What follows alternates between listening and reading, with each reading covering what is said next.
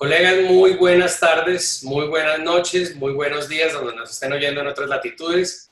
Quiero, a nombre de la Asociación Colombiana de Cirugía Vascular y Angiología, a nombre del American Venous Forum y del American College of Venous and Lymphatic Surgery, agradecerles su asistencia. Hoy vamos a ver con un panel de expertos que ya serán presentados posteriormente por parte del presidente del Fórum Venoso Latinoamericano, quien acompaña en este evento y nos avala también el mismo. Vamos a hacer una actualización muy breve, muy dinámica, con dos presentaciones y una tercera parte de discusión y preguntas. Le cedo la palabra al doctor Pedro Pablo Combros, presidente del Fórum Venoso Latinoamericano, quien está avalando también este evento. Doctor Combros, adelante.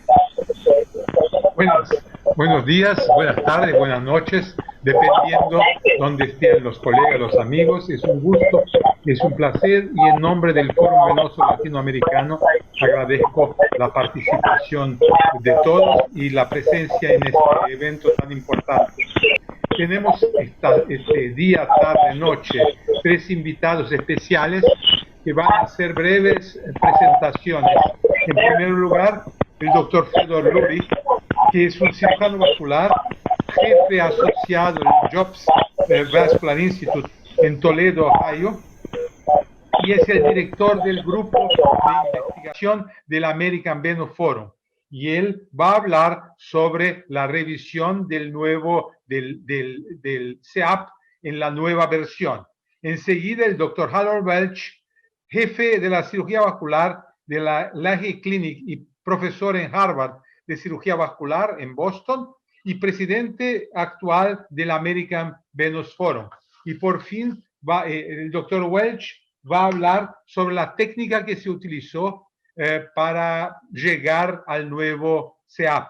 Y por fin, pero no menos importante, el doctor Mark Meissner, jefe del Servicio de Cirugía Vascular y Endovascular del Centro Médico de la Universidad de Washington en Seattle y presidente de la American Society for Veins and Lymphatics, que era el antiguo American College of Phlebology, que nos va a hablar rápidamente sobre los límites de la nueva versión del CEAP. Entonces, Jorge, me parece que empezamos directamente con el doctor Fedor Lurie, que nos presentará la nueva versión del CEAP que salió este año de 2020. Doctor Fedor Lurie. Gracias, Professor Combros. Thank you very much for the opportunity to present. Bueno, muchas gracias para permitirme presentar la nueva versión de la clasificación CEAP actualizada. Quiero compartir la pantalla para que todos la vean. Bien.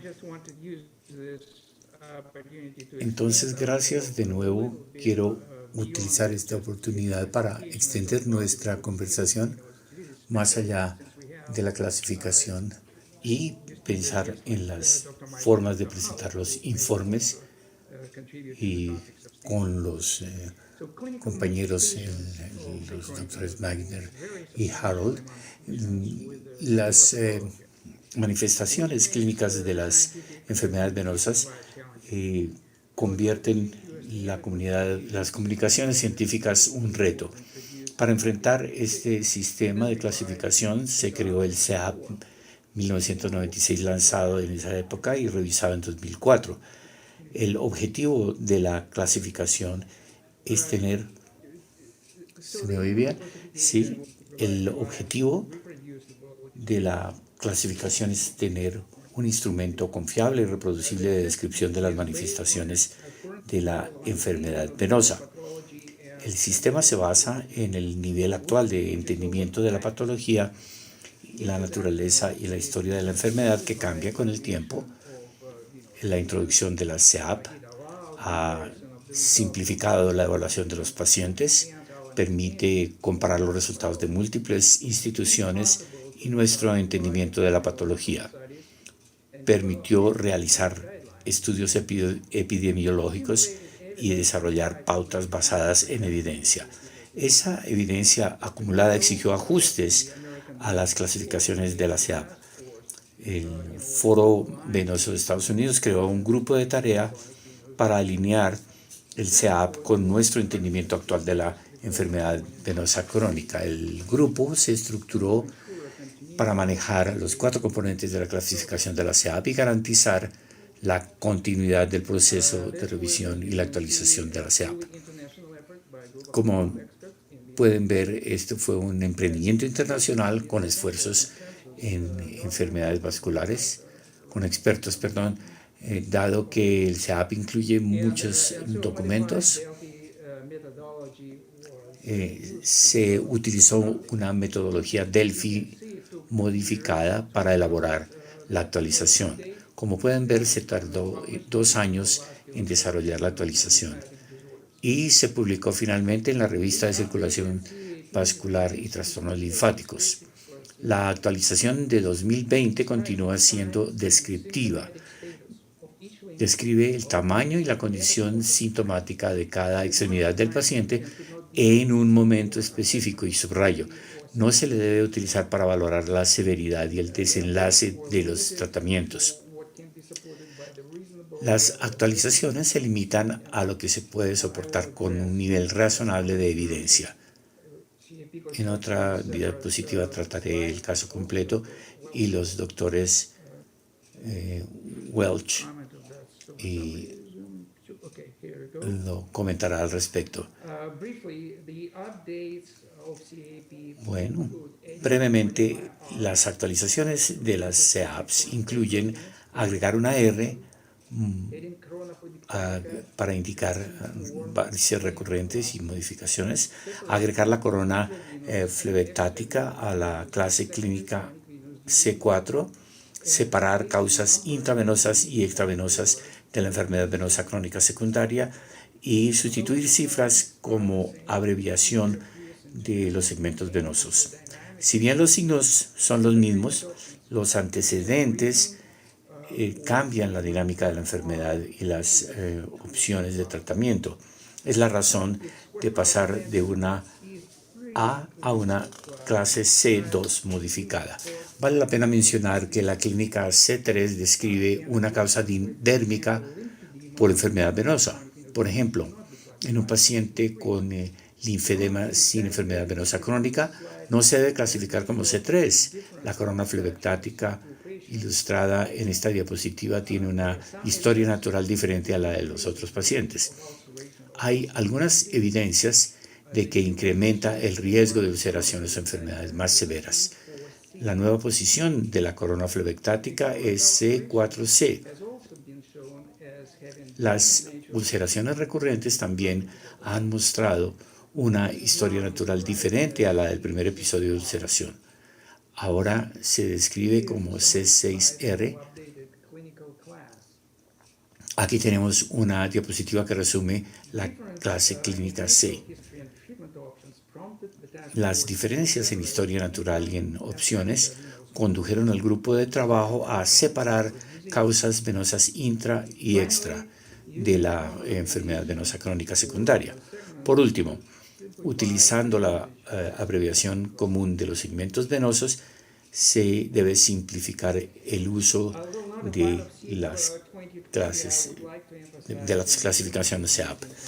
En el marco del CEAP 2020 quiero enfatizar la importancia de usar un CEAP completo. Todas estas 3 piernas se pueden clasificar como lo mismo en la clase clínica C5. Sin embargo, cada una de ellas presenta un escenario completamente distinto. El primer paciente tiene varices sintomáticas con cambios inflamatorios en la piel y ulceración en el talón. Por ello, su clase clínica es C2, 4A, 5S. Sin embargo, presenta una enfermedad primaria relacionada con el reflejo en la safena mayor.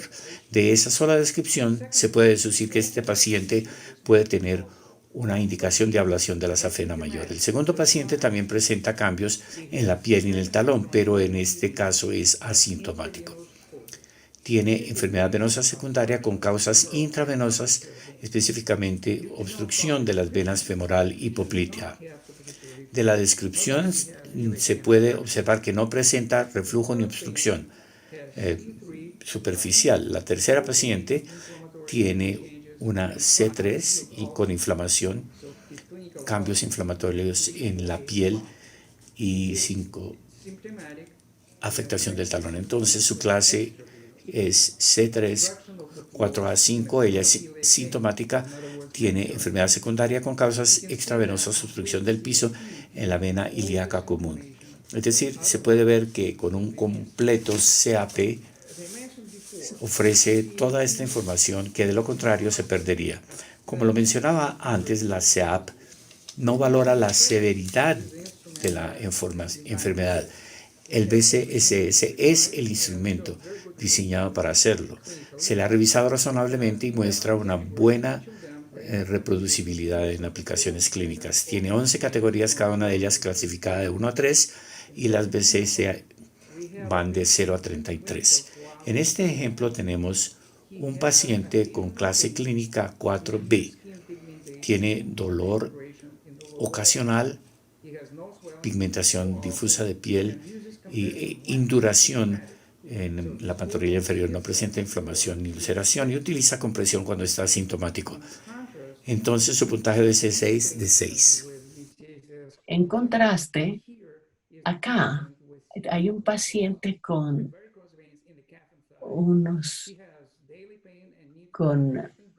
dolor diario que le interfieren con sus actividades.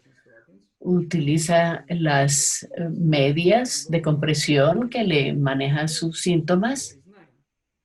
Y aquí su número es 9. Entonces, CAP no es una medida de gravedad.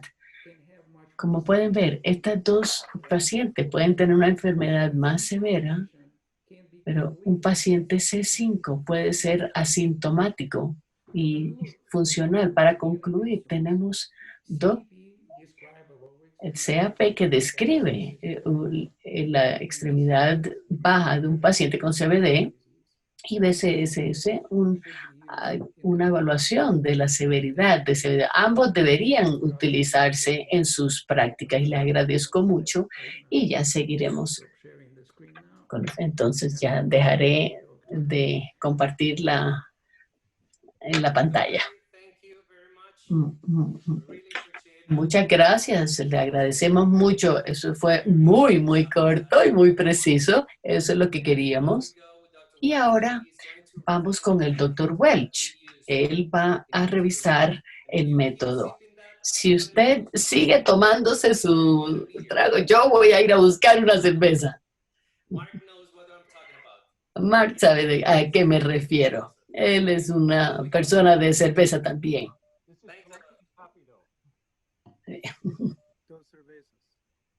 Dos cervezas. Gracias, Jorge, y gracias por la oportunidad de participar. Voy a tratar de compartir esta pantalla. Tengo 9 ejemplos y aunque somos coautores en el papel, creo que el problema que tenemos es que no pusimos ejemplos. Entonces tengo 9 diapositivas.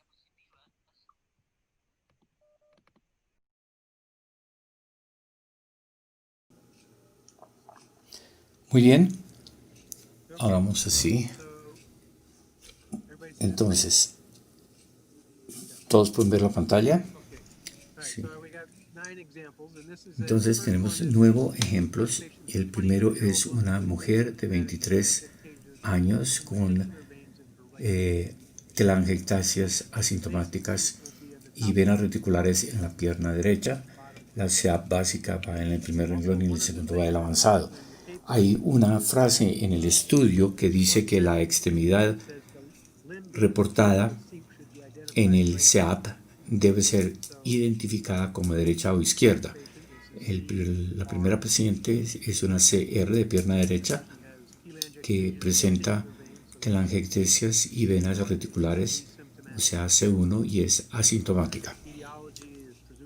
Se supone que la etiología es primaria, la parte anatómica es superficial y el P no está identificado como reflujo o con obstrucciones. Entonces, El SEAP básico es CR1A EPASPL.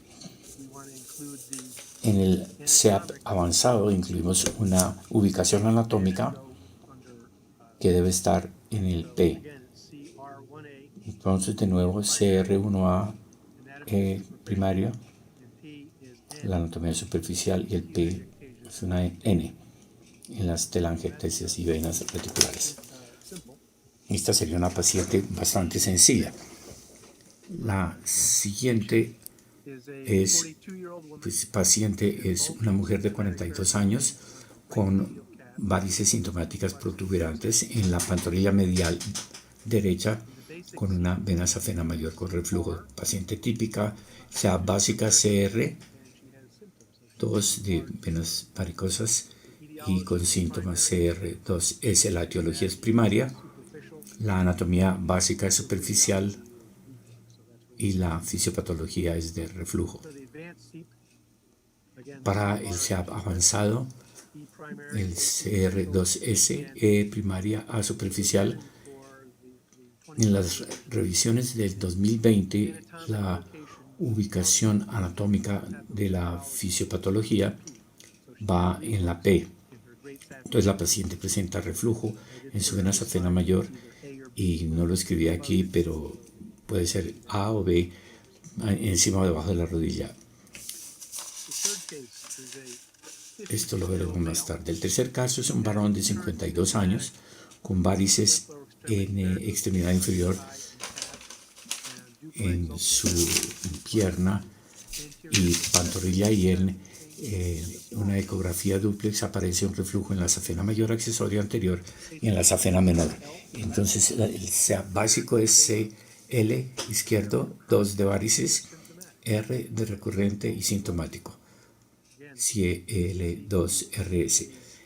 En el SEAP básico, EP es primario y P es reflejo. En el SEAP avanzado, después también un CL2RS con etiología primaria, anatomía superficial y patofisiología con reflujo en la vena safena accesoria anterior y reflujo en la safena menor.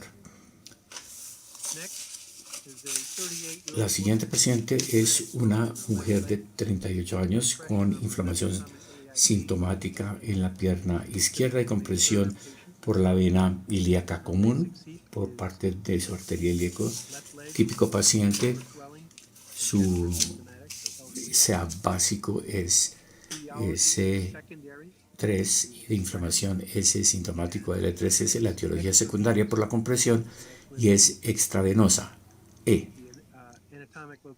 La ubicación anatómica es profunda, T, y la patiofisiología presenta obstrucciones, o sea, O. En el SEAP avanzado, la paciente sería CL3S con igual etiología secundaria extravenosa. La anatomía es profunda y en el P debe presentar obstrucción por la vena ilíaca común. El siguiente es un varón de 55 años con varices asintomáticas en el muslo izquierdo y pierna, con corona flebectática y un reflujo en la vena safena superior, encima y debajo de la rodilla, y reflujo en la vena poplitea. Con la nueva modificación de C4 con corona flebectática en la pierna izquierda, es un CL4C y asintomático con etiología primaria. La ubicación anatómica es superficial en la safena mayor y profunda en la poplitea, y la patiofisiología es de reflujo. En el SEAP avanzado es un CL4CA asintomático, etiología primaria, anatomía superficial y profunda. La patofisiología es de reflujo en la safena superior, arriba y abajo, A y B, y en la poplitea. El siguiente paciente es un varón de 62 años con antecedentes de TBP en la pierna izquierda con inflamación sintomática, pigmentación, lipodermatoesclerosis Y en el dúplex aparece una recanalización de la vena poplitea y femoral con cicatrización y reflujo. Por ser la pierna izquierda es CL. Hay pigmentación y lipodermastoesclerosis 4B y sintomático CL4BS. La etiología es secundaria con TBP y es intravenoso, es decir, SI, o la ubicación anatómica es profunda y la fisiopatología es con reflejo y obstrucción. En el CEAP avanzado es CL4BS sintomático, la etiología es secundaria intravenosa, la ubicación anatómica es profunda y en la fisiopatología con reflujo y obstrucción en la vena femoral y la poplitea. Este es el mismo paciente con algo más, un varón de 62 años con inflamación sintomática, pigmentación, lipodermatosclerosis y ahora presenta varices en el muslo y la pierna. Y en el dúplex hay recanalización de la vena poplitea y femoral con cicatrización y reflejo. Y ahora presenta reflujo en la vena safena mayor arriba de la rodilla y en la vena safena mayor accesoria anterior. En el CEAP básico se pone la categoría CEAP más alta. Entonces, CL 4B por su pigmentación y la lipodermatosclerosis y ser sintomático. La etiología es primaria por sus varices y secundaria por la TBP e intravenosa. Su ubicación anatómica es superficial y profunda y su fisiopatología es de reflujo y obstrucción.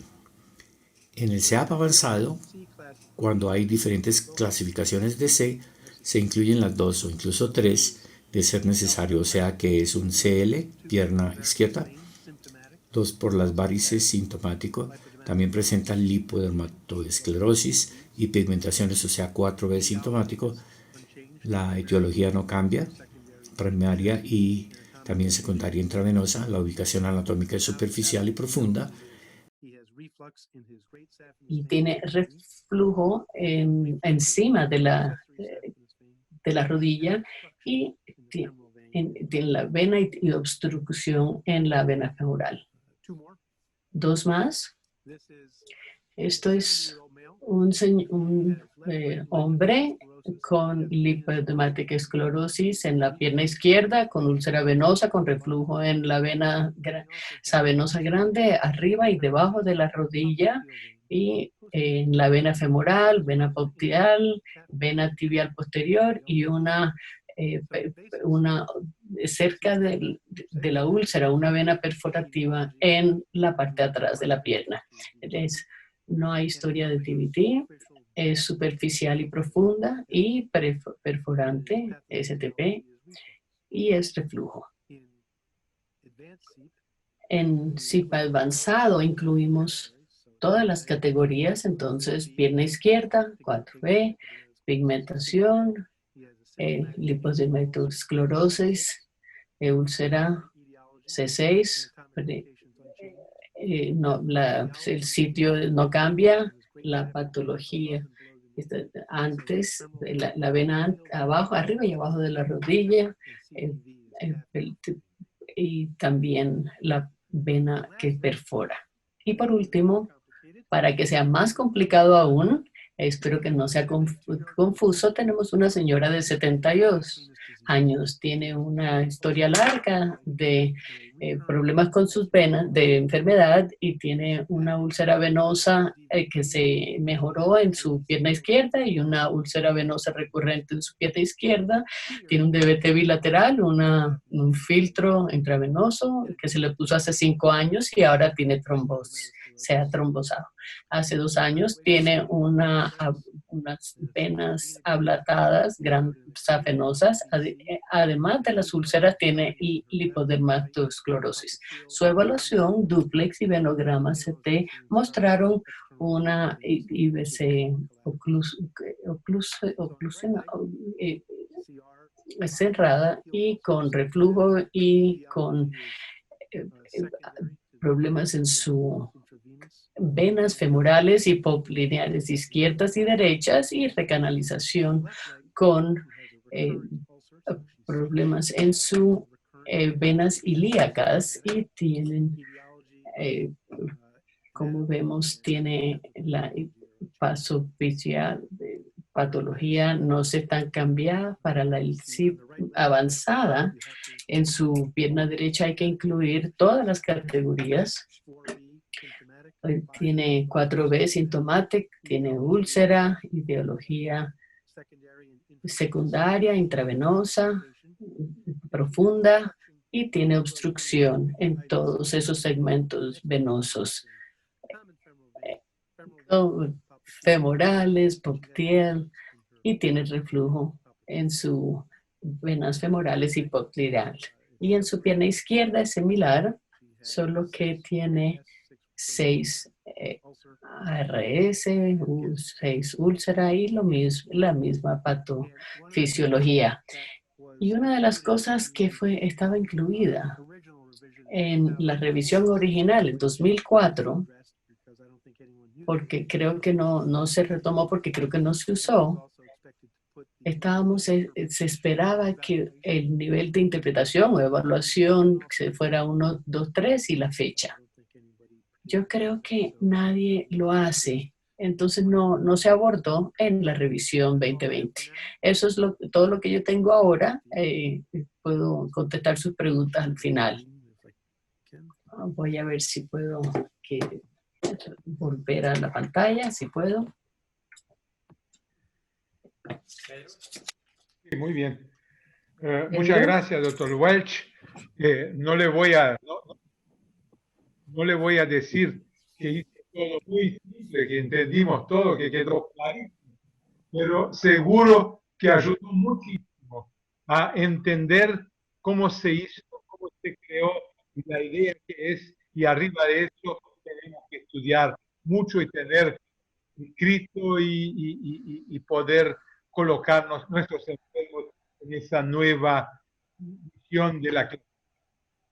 Ahora vamos a invitar al doctor Mark Meissner, que nos va a presentar en su punto de vista los límites de esta nueva versión del Estado. Doctor Mark. Thank you. Can you hear me? Yes, perfect. Gracias. ¿Me pueden escuchar? Sí, perfectamente. Yo no tengo muchas diapositivas.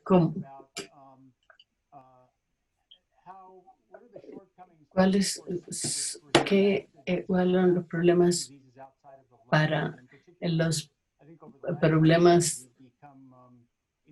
En la última década hemos estado muy pendientes de los problemas venosos abdominales y C4 realmente hace mucho por ayudar a las enfermedades venosas y cómo se reflejan los síntomas en las piernas, pero no está la intención, no es para cuando están en la pelvis o en el abdomen. No creo que eso sea un problema, algo que quedó corto de la CIAP, sino que no se aborda. Y para abordar las enfermedades venosas fuera de las piernas, hay que mirar otro abordaje, porque en el CIP casi todos son signos de enfermedades venosas, ya sea ulceración o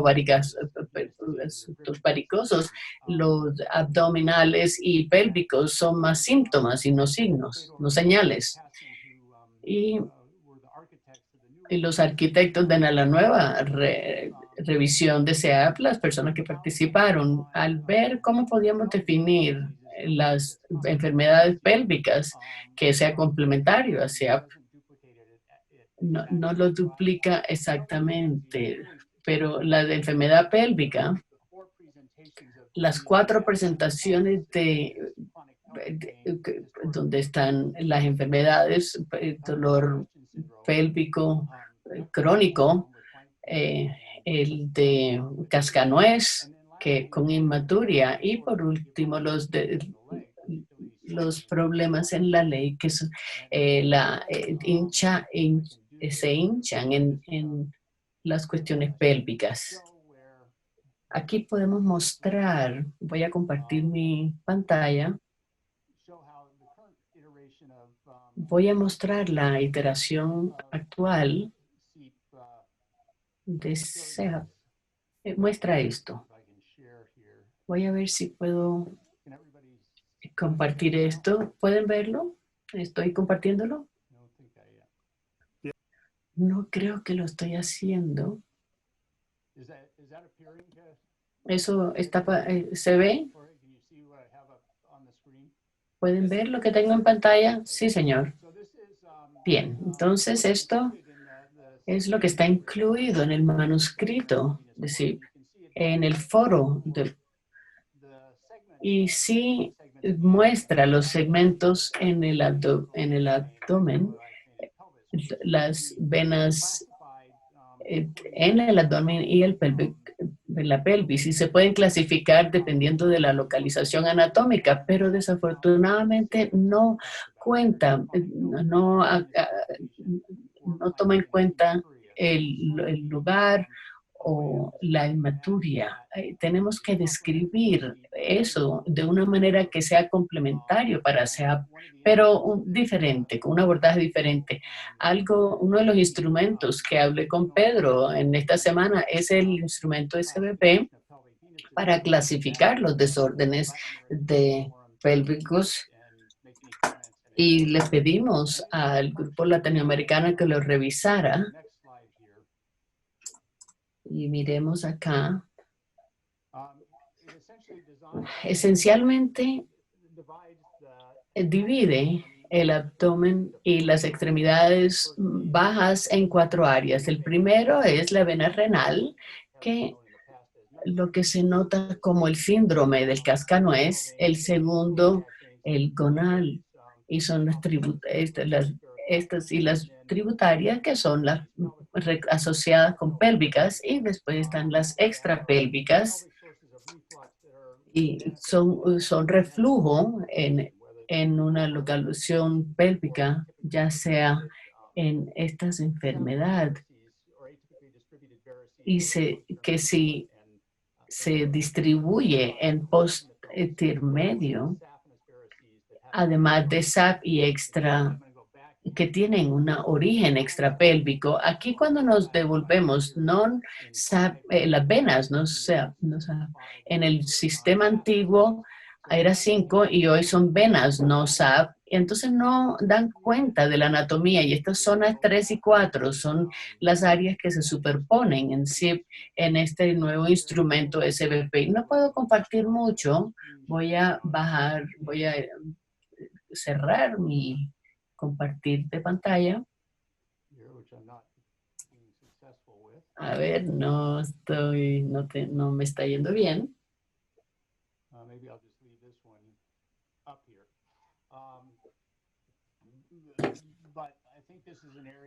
Pero creo que esta es un área que se había quedado corto, pero es una manera, es un sistema que es complementario así, pero no necesariamente lo duplica.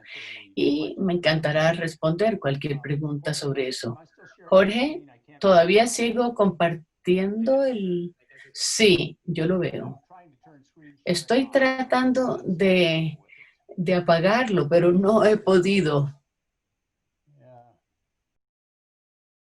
Listo, ya regresé. Listo, ya está de vuelta. Bien. Bien, muchas gracias, Mark. Le agradecemos mucho eso, porque los comentarios que he estado leyendo en el chat de Zoom, y también el chat que tenemos aquí, las diferentes maneras como estamos recibiendo feedback de las personas, se ve un poquito más complicado de lo que era antes.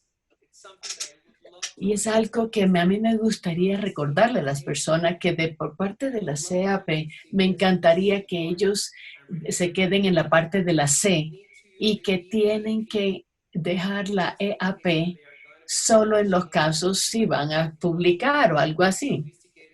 porque es mucho más sofisticado y en su vida, en su trabajo cotidiano con los pacientes en la oficina, en el consultorio, quedarse con que están de acuerdo conmigo. Jorge, yo no creo que el C haya cambiado mucho. Realmente para la C básico quieren incluir el puntaje más alto y yo creo que es lo que todo el mundo utiliza como en sus trabajos cotidianos.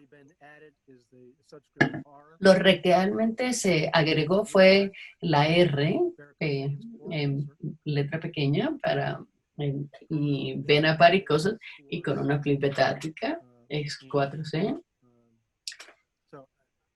Entonces yo creo que no es tan complicado, es diferente, pero no es demasiado complicado. Yo estoy de acuerdo.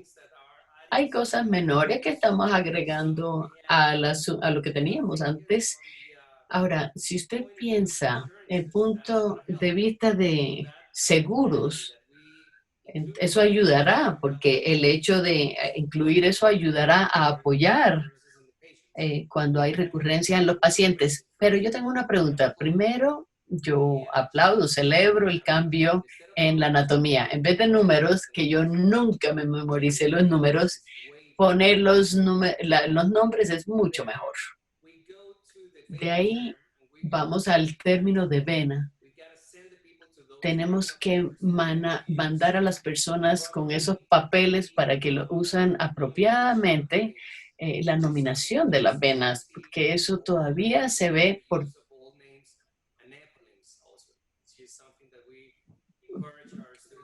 porque es algo que nosotros animamos a nuestros estudiantes que hagan. Por ejemplo, ¿y qué hay de corona plebiscítica?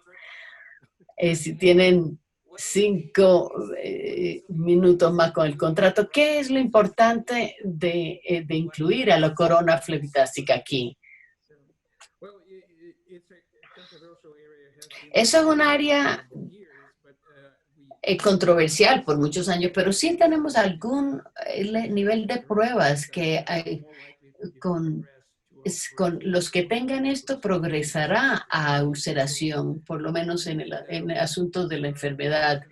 Entonces, mover al paciente entre C2 a C4, a esa categoría, le hace énfasis que es una clase clínica diferente de una vena varicosa. Entonces, es importante reconocerlo. Y es interesante que usted menciona este asunto con el seguro, porque también ayudará a justificar un tratamiento más agresivo con esos pacientes solamente con C2, son sintomáticos. Eso es mi contribución. No sé si Harold o Mark pueden contribuir. Yo creo que estoy de acuerdo contigo, Fedor, porque el asunto de corona en sí, en SEAP, ha sido un asunto de nuestros colegas europeos desde la primera publicación, hace década y media. Y creo que ellos han hecho un buen trabajo de presentar pruebas para mostrar que corona realmente tiene una historia natural muy diferente y tiene una enfermedad venosa mucho más avanzada que solamente que las otras. Y como dijo Fedor al principio, la meta era hacer la revisión basado en evidencias lo más posible. Y este era un asunto que los colegas europeos nos trajeron hace década y media y creo que sí hay una diferencia y creo que es apropiado haberlo incluido. Y para su comentario, Jorge, el hecho de ser complicado, bueno, la enfermedad venosa es complicada, si no se llamaría enfermedad arterial. Entonces puede ser complicada, pero la manera como está organizada realmente es muy lógica en la manera como se piensa en ella. Si pensamos, estos son las señales del paciente, debo pensar en su anatomía y si esto es primario o secundario. Entonces la verdad es que todos pensamos de esa manera. Esto es solo una manera de codificarlo para escribirlo. Entonces para mí eso ha sido una crítica desde un principio, que es muy complejo.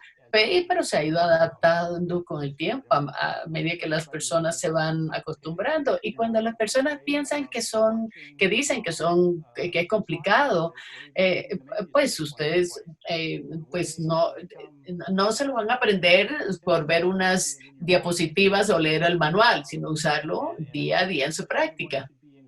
Y creo que debemos animar a todos para que lo hagan, por lo menos al principio, porque si lo hacen desde un principio, se familiarizan con esto, les organiza sus pensamientos de una manera que tiene sentido para tratar a los pacientes, y una vez que están ya familiarizados, les ayuda a su práctica. Pero la verdad es que en últimas no es tan complicadas, ya una vez empiezan a usarlo, realmente no es. El último minuto del doctor Fedor.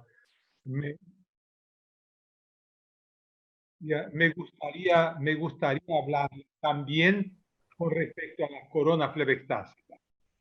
Eso, la complicación de la clasificación es natural. Como dijeron, la enfermedad venosa es complicada. Entonces, no es que sea complicada. Son muchos datos que tendremos que meter en nuestra cabeza para clasificar. Pero la corona plebectásica es algo que nos llamó a nosotros sudamericanos la atención. La corona plebectásica que usted mostró en el pie, bueno, puede tener relación con la enfermedad más grave. Pero ¿y la corona plebectásica en la cara externa del músculo? ¿Qué relación tiene eso con la enfermedad más grave?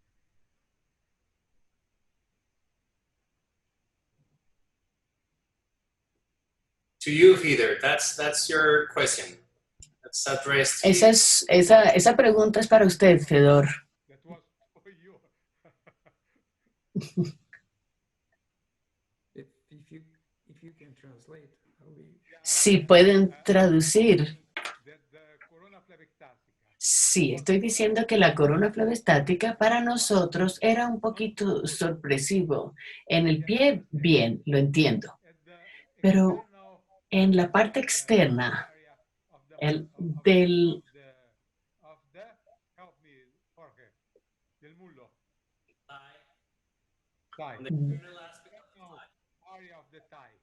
del muslo, ¿cuál era la relación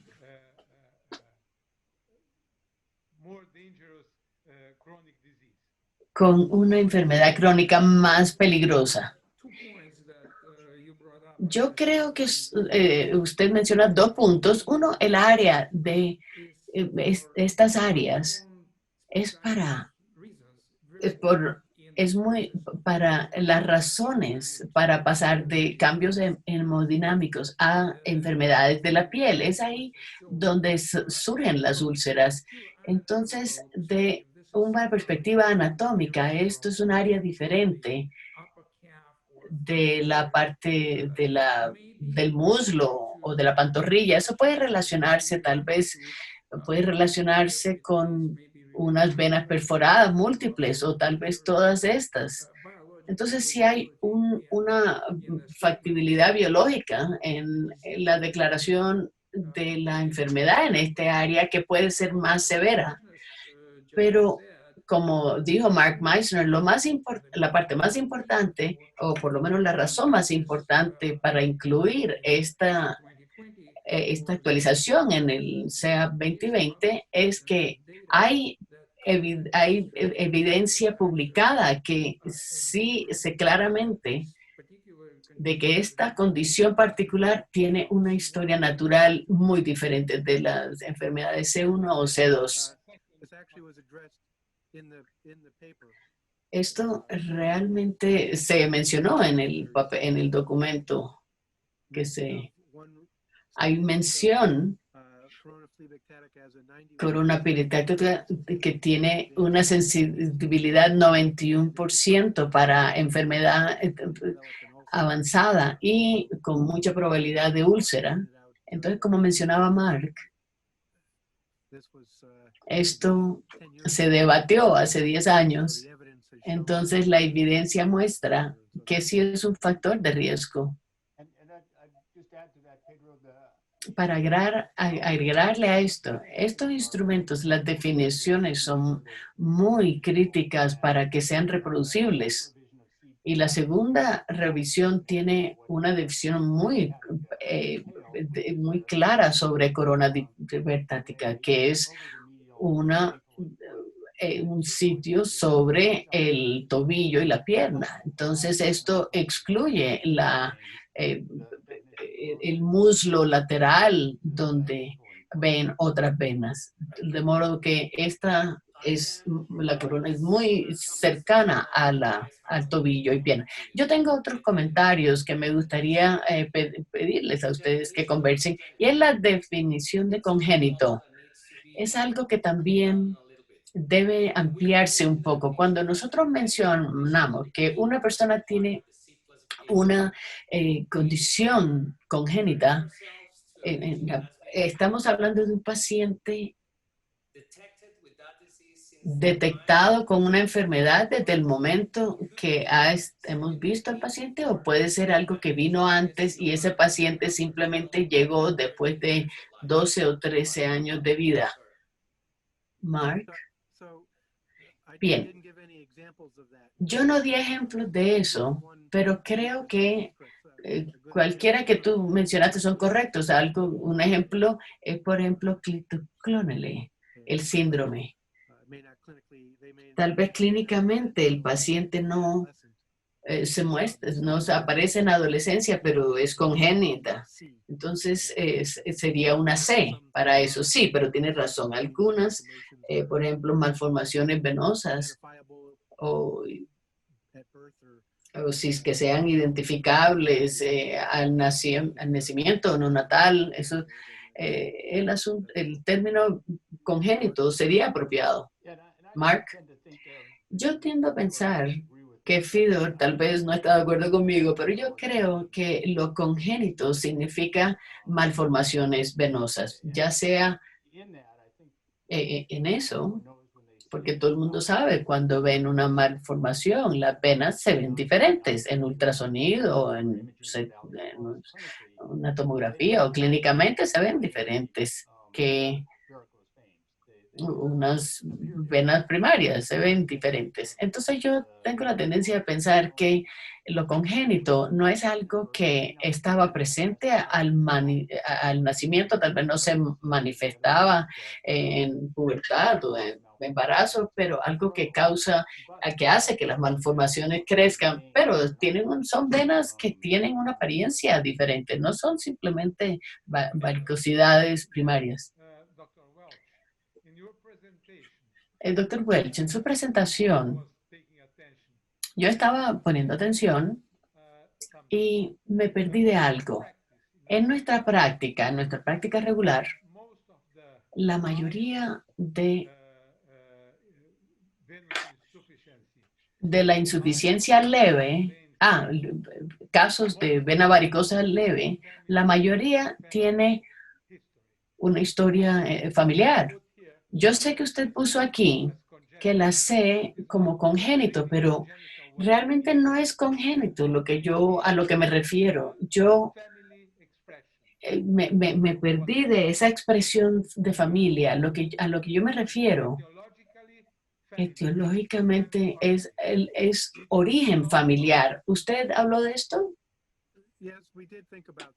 La verdad, sí pensamos en esto y realmente esto es uno de los factores de riesgo más grande para vena varicosa, pero todavía pensamos que eso tal vez generaría más confusión y complejidad, entonces lo dejamos como una causa primaria y no congénita ni secundaria. Son venas varicosas primarias. Pero sí, tal vez son resultado de predisposición genérica para varicosidades, pero todavía lo consideramos primario. ¿Y su opinión, Mark? Bueno, yo creo que es un buen punto, especialmente desde el estudio de Egbert, de la historia familiar. El único factor que predecía la progresión de C2 a C3 a 4. Entonces, lo que yo creo que es un factor importante para notar que hay una enfermedad de C2 para mirar la historia familiar, pero también hay innumerables otros factores de riesgo. Realmente se consideró muy cuidadosamente hipertensión, problemas cardíacos y todos estos factores de riesgo que estaban incluidos, que solamente pero no se incluyó para que el instrumento no fuera tan complicado. Yo estoy de acuerdo con Harold en eso. Yo les tengo una pregunta a ustedes tres, Pedro y Mark, Harold también. Necesitamos darle importancia al C6R dependiendo del número de la recurrencia del paciente. ¿Eso es relevante? ¿Es relevante que un paciente ha tenido más de 2 o 3 veces se le ha abierto nuevamente la úlcera? ¿Es una C6 regular? Estoy hablando de la nueva R que le estamos agregando a la C6. Bien. Se consideró nuevamente, solo agregaría complejidad, sí, de acuerdo. ¿Quién está siguiéndole cuántas úlceras ha tenido? Y una úlcera activa es mala, ya sea la primera o la tercera. Entonces, yo creo que tal vez no hace tanta diferencia. Y las personas tienen úlceras recurrentes, pueden hacer todo lo bien y todavía tienen úlcera, o tal vez no cumplen con presiones y tienen úlceras recurrentes.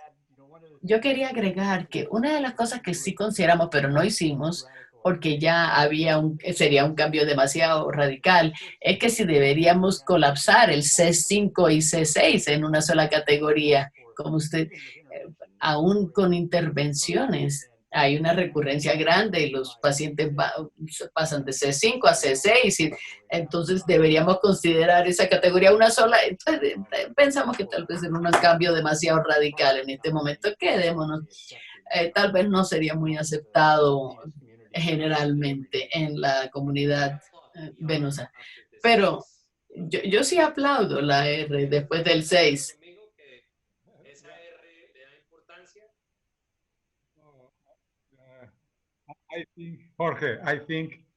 Jorge, yo creo que de alguna manera es importante después de la segunda recurrencia.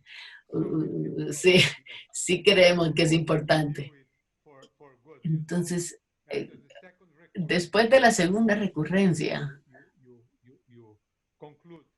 se concluye de que va a ser muy difícil realmente ayudar a esta persona. Tenemos una pregunta para el doctor Hall de Carlos Torres. Carlos, me encantaría tener información de dónde eres. Hay una diferencia bajo la clasificación de C6 en venas recurrentes que viene de la región paraganglionar después de la recurrencia de la vena grande. Si se ha sido recurrente, la respuesta corta es no. Una recurrente es recurrente. Una pregunta del Brasil acerca del seguro. El último consenso dice que C2 sintomático debe tratarse la mayoría de las veces y eso es suficiente. Yo me acuerdo de una presentación de un presidente de Tasman donde hablaba del abuso de cirugía cuando estamos creando y operando no solo una vena grande, SAP, sino una más grande, una menor, una accesoria en una pierna y la otra. Estamos haciendo 6 cirugías en un paciente. ¿Cuál es el estado de eso bajo la clasificación C6? ¿Eso es nuevo? ¿Ayudaría bajarle un poco el abuso? Yo no sé.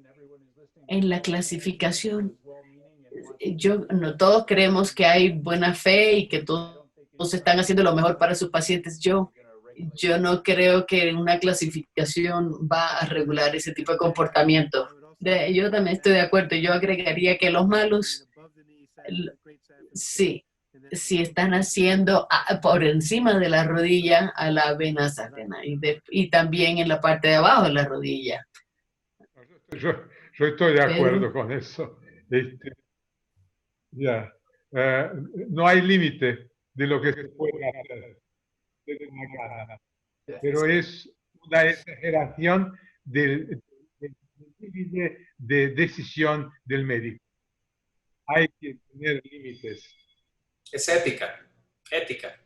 Tengo una de acá de Colombia, de nuestro vicepresidente, el doctor Gabriel Mejía.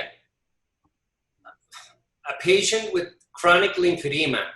Un paciente con linfedema crónica, esto es un caso hipotético, él desarrolla venas varicosas. ¿Todavía se clasificaría como C3?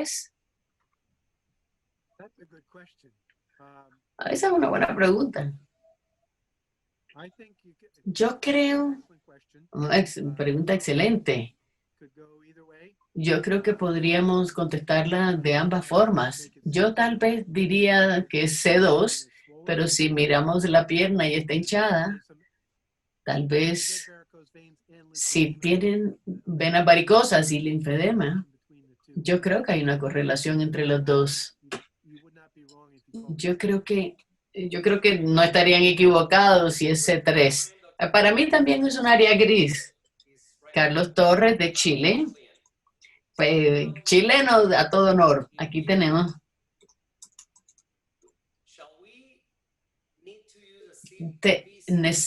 Necesitamos utilizar CB y BCS simultáneamente en todos los pacientes, Mark. Yo creo que sí. Yo creo que hay que pensar, hay dos instrumentos diferentes. Uno, se pone a los pacientes en un canasto, depende de su historia y de otras cosas, y en el otro, el paciente es un poco más granular, depende de cómo es su enfermedad. Sí, no va a cambiar a través del tiempo. Entonces, si se hace una intervención a un paciente, sí, tal vez no cambia, no está hecho para eso, pero el BCS sí está diseñado para detectar el cambio a través del tiempo. Entonces, para hacerle seguimiento a los pacientes y darse cuenta si van a ver si está mejorando, si va a utilizar el otro para ver cómo está. En Estados Unidos, por ejemplo, los aseguradores de Medicare están empezando a pedir que esto esté documentado en cada paciente, el BCSS. Y sí, se ha sugerido que eso tal vez puede ser un criterio razonable para el reembolso. Si tiene una enfermedad, tienen que tener documentado la intervención. Yo creo que ambos deberían estar incluidos a la medida en cada paciente, pero para ser proactivo en cuanto al reembolso, sería mejor registrarlo en cada paciente. ¿Las preguntas o quieres que las siga manejando yo? ¿Las estás viendo? Oh, yo no tengo acceso. Perfecto, entonces si quieres las manejo. No tengo una pregunta de Costa Rica del doctor Javier Cabezas. ¿Cómo debemos clasificar un paciente con linfedema o lipedema que tiene varices? Lipedema, lymphedema, and varicose veins. How do we classify that patient? How? Well, so again, it could be C3 or C2. O C2. Cualquiera. Pueden estar hinchados. No estaría mal, como dijo Mark. Es ahí donde entra el BCSS y ayuda con esa parte. Si tienen un lipedema y venas varicosas, el BCSS tal vez no sea tan alto dependiendo de los síntomas. Ciertamente no van a ver una mejoría muy importante en su BCSS o su puntaje si se arreglan su problema con la vena varicosa, pero yo no tendría problema en clasificarlos como C3. La pregunta del doctor Javier, Jorge, la pregunta del doctor Cabezas es muy interesante porque él trae la duda de qué es linfedema, edema por venas varicosas, que es el septo, o que es simplemente una pierna gruesa que no tiene exactamente edema. Muchas veces es difícil de hacer la diferencia. Estoy de acuerdo con Al, si tenemos que ponerlo en algún sitio será el 3. Ok, yo quiero hacer una aclaración acá. A mí me duelen los oídos cuando yo oigo el término venas varicosas en español. I understand that in English, varicose veins, it's a very common name, but I would love to see the day that the American Venous Forum and the American College Quería ver donde no hablen de las venas varicosas, sino varicosidades. Yo nunca he conocido una arteria varicosa ni nada varicosa. Entonces, vena varicosa es redundante. Tenemos una pregunta que viene de México, de Rebeca RH. Ella es amiga mía. Ella dice que el término insuficiencia sobre venas crónicas lo podemos C1 tratarlo y años después si es abusada con C2 y después tiene C3 y tal vez C4, 5, 6. Eso es progresión de los C. Esto es algo que vemos, esto es dinámico. Yo entiendo que hay que escribir en cada visita del paciente, reclasificar, tal vez, no en cada visita, pero cada 6 meses o cada año. Tenemos que reclasificar el CIP en cada paciente. ¿Verdad? Sí. El CEAP, como lo que es un instrumento discriminativo, es una instantánea de la persona en el tiempo. Y sí, eso cambia a través del tiempo. Y en la segunda revisión de CEAP, y como lo presentó Fedor, había que escribir la fecha y el nivel de investigación, que nadie lo hizo, pero es importante darse cuenta que el CEAP es simplemente una instantánea. ¿De dónde está el paciente? Ahí, cuando usted los esté viendo. Y eso no implica de dónde vienen o para dónde van. Sí, hay que reclasificar los pacientes continuamente si cambian. Y yo no creo que se escucha el corazón, el pulmón, se pone en la clasificación del CEP.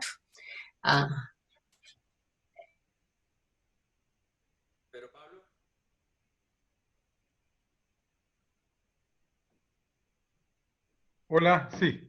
No, pero me parece que quedamos para esa primera presentación de esa revisión, quedamos muy bien. Tiene muchos puntos todavía a estudiar, a esclarecer, a acrecentar, pero me encantaron las 3 presentaciones, ¿no? Los enfermos que Hal mostró uno por uno, fue una manera muy didáctica de el estudio. Muchas gracias. Bueno, yo creo, se me perdió una pregunta de un colega de Chile que la tenía acá y de pronto no la veo. Si la puede mandar el cirujano vascular de Chile, que me la mandó hace 2 minutos y no la encuentro. La debió borrar o alguien la borró. Si la podemos poner antes de que nos vayamos a... Marco, ya la encontré. Typically, the recurrence is... Típicamente, la recurrencia es en territorios, es diferente de la que tratamos. No contradice la nueva cuestión de R con la clasificación. No, porque es lo que decía Mark, es la instantánea que le tomamos al paciente y la recurrencia es recurrencia, no importa dónde estén. Entonces, C2R. ¿De acuerdo, Mark? Sí, en el papel, en el documento, También tiene una definición muy buena de qué significa ERE y incluye recurrencia, 2 recurrencias en el mismo territorio, pero también recurrencia que es en errores técnicos o en nuevo territorio. Entonces es un término paraguas. Entonces es importante utilizar la clasificación C, si hay un C2R, si no le dice usted mucho, pero cuando usted ve describe la anatomía en detalle, eso estaría contabilizado entre una distribución. Usted lo vería con todo el SIP, pero solo el SIP no le dirá ni por qué está recurriendo. Ojalá usáramos todo el SIP. Quiero recordarles, darle un espacio ahora a quien ha sido nuestro sponsor, a la Casa Servie de Latinoamérica. Quiero recordarles, y es una herramienta que no se ha publicitado muy fuertemente y hay que comenzar a utilizar. La mueven muy bien en Europa, Laura. Esta herramienta hay que comenzársela a hacer conocer a los colegas y es la aplicación que ustedes tienen, que se baja en el celular y se clasifica fácilmente la CEAP, introduciendo simplemente la información que se tiene. La receta larga, la ecuación grande, larga, asustadora, compleja, que tenemos con la CEAP actual, la aplicación que ustedes tienen la logra hacer. No sé si ya esté con la modificación, probablemente habría que preguntarle a la casa matriz en Francia, pero ahí viene una primera cosa. Y cerrando con la última pregunta del doctor Jiménez, Héctor, nuestro secretario, nuestro tesorero de la Asociación Colombiana de Cirugía Vascular y Angiología, vamos a sacar una traducción de la modificación de la clasificación CEAP que está en trámites legales en este momento, porque por cuestiones que las asociaciones científicas, por más de que estén acá o en otro país, aún en Estados Unidos les pudo haber pasado cosas que no se quería, que era que la clasificación CEAP quedara en manos de ellos y resulta por cuestiones técnicas quedó el trademark en manos de Elsevier, de la productora de la editorial de la revista. Se está tramitando con ellos para poder liberar este trademark y poder hacer un envío de esta información en traducción clara y concisa. Mientras tanto, somos cirujanos vasculares, quienes no estamos en esto, pues estamos aliados con nosotros, somos sonografistas, somos flebólogos, linfólogos, somos internistas vasculares, pero conocemos muy bien la literatura científica y por lo tanto los invitamos a que la lean. Esto no es un artículo que hay que leer una vez, hay que leerlo 2 y hasta 3 veces mientras nos llega la literatura en español para poderla entender más claramente. Cerrando entonces con esto, le doy la palabra a Laura y me la devuelve Laurita para despedirlos a todos. Muchas gracias. Claro que sí. Bueno, mil gracias nuevamente a todos los asistentes y pues a nuestros grandes speakers, el doctor Fidor, Mark, Pedro, Harold y el doctor Jorge Ulloa, por esta actualización tan clara e ilustrativa pues, de la nueva clasificación CEAP y todo ese enfoque que nos dieron para el tratamiento pues claramente de esta patología y en el impacto que causa como en los pacientes. Seguido a esto les quiero proyectar un video y volvemos con la despedida del doctor Ulloa. Muchas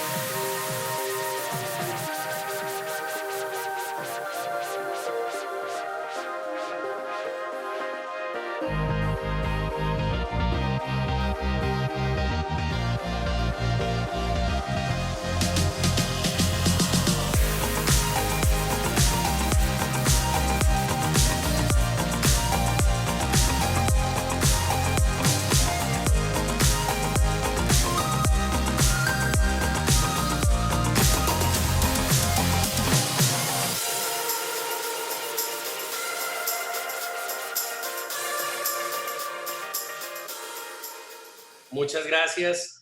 Quiero mandar las últimas dos que llegan, que son importantes, si les parece. If you want, Mark and Hal, keep on. Hang on there because I have two more, one from Paraguay, from Yo Dr. tengo dos preguntas más de Oscar Esquivel. Please. Varicoregia y lagiectasis. ¿Cómo se clasifica eso?